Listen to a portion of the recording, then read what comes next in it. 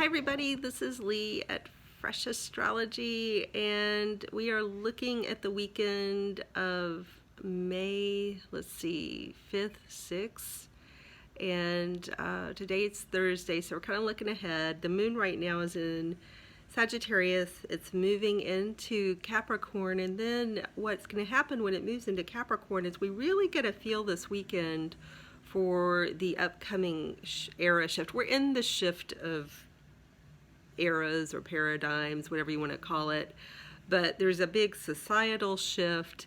And I get the funniest comments because people are like, you're talking about larger societal things. That has nothing to do with me. And I'm sorry, but that's just really funny.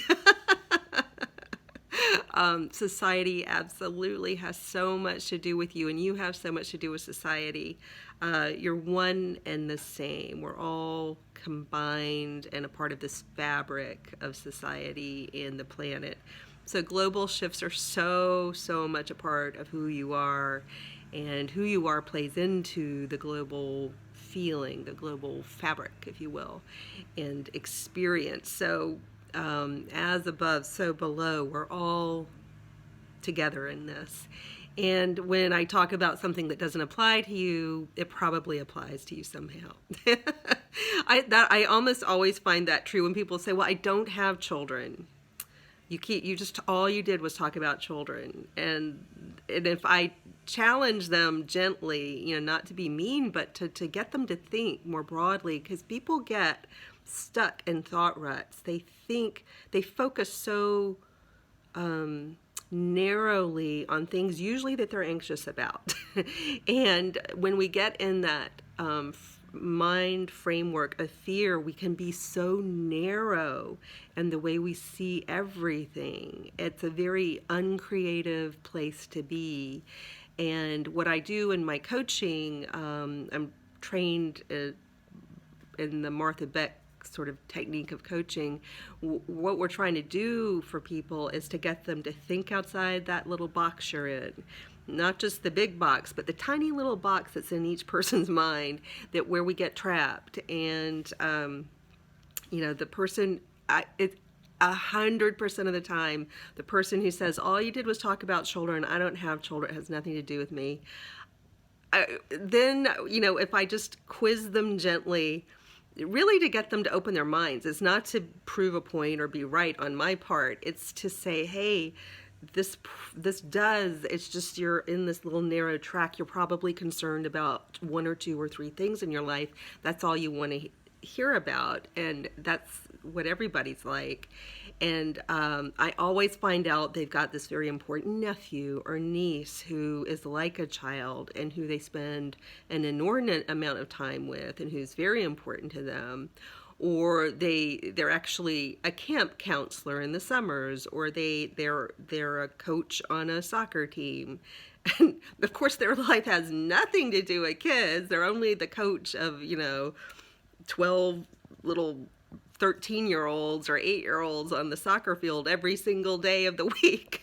But the kids has nothing to do with them. And that's how we are. We tend to narrow based on fear and anxiety, usually maybe trauma, some degree of trauma, sometimes a type of obsession or addictive quality or place that someone's in.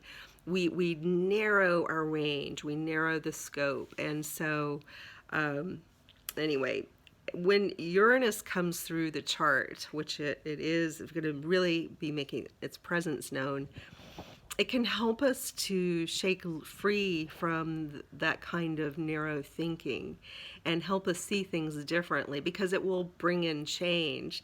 And the most important kind of change really is what can take place inside your own mind. It's really important to go into your mind and notice what it does. And it can be hard at first. It's like, does a fish know it's living in water? When we live in the mental landscape that we've been living in for years, it can be really interesting and challenging to try to actually observe it, because it's what we know. But I think as we go into this big paradigm shift with Uranus, which is very much of the mind, we can learn about our minds, and we can become more mindful of our own thought processes.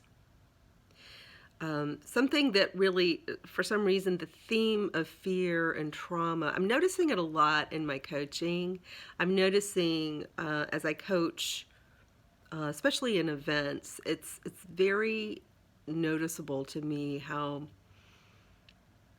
you just don't know what someone's been through in their lives, and you don't know what kinds of words or themes you could bring up that would trigger somebody into a really bad place in their mind and emotional world. And the whole reason I got into astrology was kind of because of this, that there's, when people come looking for forecasts and predictions, they're usually coming at it with a bit of fear and anxiety, whether it's a big anxiety and fear or a small anxiety and fear that they're not even really fully cognizant of. People come at prediction, if they're going to be the recipient, with some degree of fear and anxiety, and maybe trauma. And it's so important as a reader of tarot cards, as a psychic or medium or an astrologer, to understand. And so I know I have a community of readers and people, kind of predictive people who follow me, and I know that they're, the people I know, they're very ethical, but I just want to raise awareness in this community of people who do the work and people who go to psychic healers or go to astrologers. It's really important to understand what state of mind and emotional state you're in. If you're in a place of high trauma and really raw, going in to get a prediction is not a good idea. There's probably another better way to treat that heightened emotional state that you're in. That is not the time to go to a new reader, somebody you don't know. You don't know how they're going to talk to you. And it's very important as people who consult in this particular type of way to understand that we don't know how raw, we don't know how clinically depressed, we don't know what we're dealing with. And we've got to come at it from a place of high integrity. And we've got to come at it from a place of understanding that we don't know. We may get flashes of insight. We may, I know my community, we may see pictures in our minds. We may kind of have a feeling for something about the person, but we can't fully know. And what we definitely don't always know is how fragile they are emotionally and what they've been through. Even if we see flashes of it in the chart, in our mind, if we're very intuitive, even if we see little pieces of it, it's like Anita Moorjani when she talks about her visit to heaven, and she's trying to give an analogy, and she says, our whole world, we live like we're in this huge warehouse full of goodies, this gigantic, we can't even conceive of how big it is, and we're going in with this little pin flashlight. We can see that much of it as humans in our human experience. And then, when you go to heaven, it's like the lights, these bright lights flash on for a minute, and you just see all this, what's really there. And we have to understand that even intuitive people who think they know, or people who think they're wise and have good insight, we're still going through life with this little pin flashlight, and we're not seeing the whole picture. And so when that's true, which I do believe it is, and no matter how psychic or smart or wise we think we are, we're only in there with our pin flashlight. We really don't know the whole thing. And we certainly, if we're not trained psychiatrists and psychologists, we can't really always know what we're dealing with. And so I say all this because I'd love to see part of this paradigm shift be one toward understanding the difference between a heightened anxious state and the feeling of peace. With your Uranian energy going into Taurus, there's certainly opportunity there to understand what peace and love and contentment and satisfaction feel like. That's where a reader should be when they're doing, or a psychic or medium. That's where somebody should be when they're talking to someone. They should do the work, the personal work, to get into a peaceful state. So they're not agitated and bringing their own fear and anxiety to the table that just then passes on to the person they're talking to.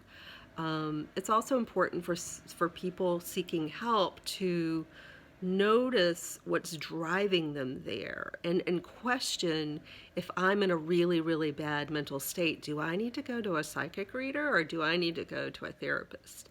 Do I need to call a suicide hotline, rather than go online and have random people with unknown mental and emotional states tell me about myself and my future if I'm in a really raw state?